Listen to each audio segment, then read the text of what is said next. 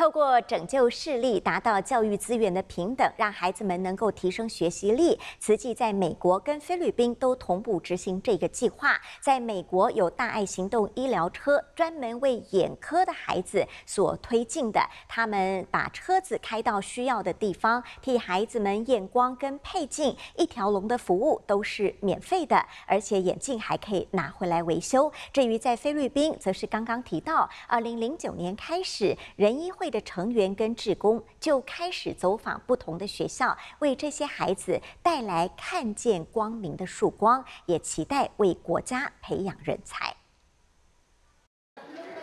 不管有没有戴着眼镜，小学生的脸和桌面都不到30公分，可想而知，上课时恐怕也很吃力。Binaliwala ko po. Yun lang ang ano sa akin. Hindi ko siya nabigyan pansin. Yun nga po, nagpapasalamat ako sa Chuchi dahil na-check up yung anak ko, libre. Yun po, ayun, malaking pasasalamat bilang magulang na na-check up po yung anak ko. 第一批次16位学生，巴库德小学校长亲自陪伴到慈济。